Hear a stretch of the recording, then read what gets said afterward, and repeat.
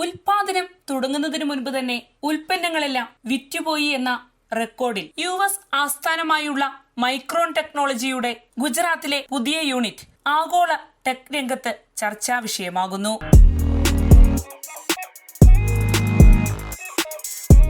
നമസ്കാരം, ഞാൻ Jasmine. Factory ആരംഭിക്കും മുമ്പേ അവിടെ ഉൽപ്പാദിപ്പിക്കാനുള്ള ഉൽപ്പന്നങ്ങൾ മുഴുവനും വിറ്റുപോവുക, ഇത് അപൂർവമായി മാത്രം കേൾക്കുന്ന സംഭവമാണ്. എന്നാൽ അമേരിക്കൻ സെമി കണ്ടക്ടർ ഭീമനായ മൈക്രോൺ ടെക്നോളജി ഗുജറാത്തിലെ സനന്ദിൽ നിർമ്മിക്കാനൊരുങ്ങുന്ന പ്ലാന്റിൽ നിന്ന് പുറത്തിറക്കാനിരിക്കുന്ന മെമ്മറി ചിപ്പുകൾ ഇതിനകം തന്നെ വൻതോതിൽ ഓർഡർ ചെയ്യപ്പെട്ടുവെന്നാണ് റിപ്പോർട്ടുകൾ സൂചിപ്പിക്കുന്നത്. അസാധാരണമായ ഇക്കാര്യം മൈക്രോൺ ടെക്നോളജിയെ ആഗോള സാങ്കേതിക രംഗത്ത് ചർച്ചാ വിഷയമാക്കിയിരിക്കുകയാണ്. ഗുജറാത്തിലെ സനന്ദിൽ $80 കോടി നിക്ഷേപത്തിൽ മൈക്രോൺ നിർമ്മിക്കുന്ന പ്ലാന്റിൽ നിന്ന് പുറത്തിറങ്ങാനിരിക്കുന്ന മെമ്മറി ചിപ്പുകളാണ് ഇതിനകം തന്നെ വൻ ഓർഡറുകൾ നേടിയിരിക്കുന്നത്.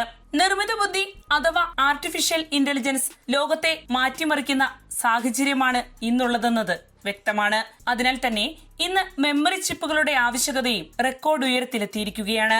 AI സംവിധാനങ്ങൾ പ്രവർത്തിക്കാൻ അതിവേഗ ഡാറ്റ പ്രോസസിംഗ് ശേഷി ആവശ്യമാണ്. അതിനുവേണ്ട മെമ്മറി ചിപ്പുകൾ നൽകുന്ന മുൻനിര കമ്പനികളിലൊന്നാണ് മൈക്രോൺ. ലോകത്തിലെ ഏറ്റവും വലിയ AI ചിപ്പ് നിർമ്മാതാക്കളായ NVIDIAയുടെ ഒട്ടുമിക്ക സംവിധാനങ്ങളിലും മൈക്രോണിന്റെ മെമ്മറി സാങ്കേതിക വിദ്യയാണ് പ്രയോജനപ്പെടുത്തുന്നത്.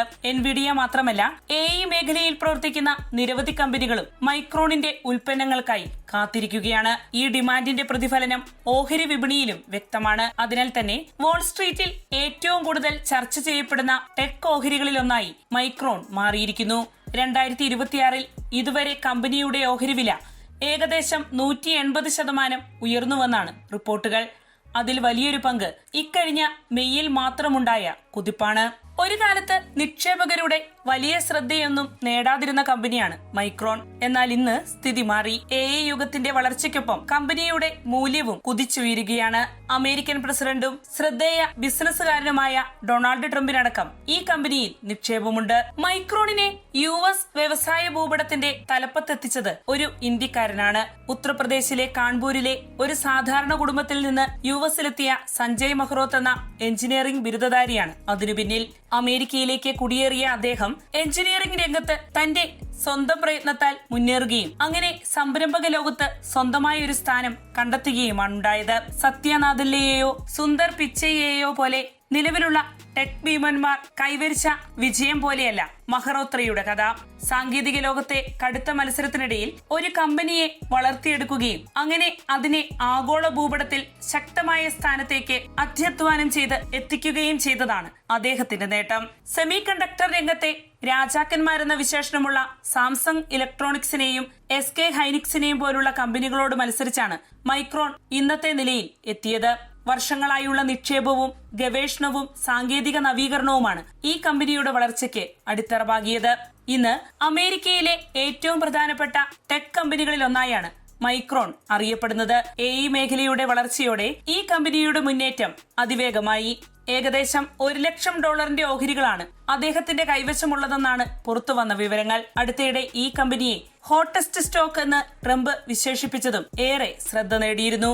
ചൈനയുടെ ചിപ്പ് വ്യവസായത്തെ പ്രതിരോധിക്കാനുള്ള അമേരിക്കൻ തന്ത്രത്തിന്റെ പ്രധാന പങ്കാളികളിലൊന്നാണ് മൈക്രോൺ. അതിനാൽ തന്നെ അമേരിക്കൻ ഭരണകൂടത്തിന്റെ പിന്തുണ ഈ കമ്പനിക്ക് ലഭിക്കുന്നുണ്ട്.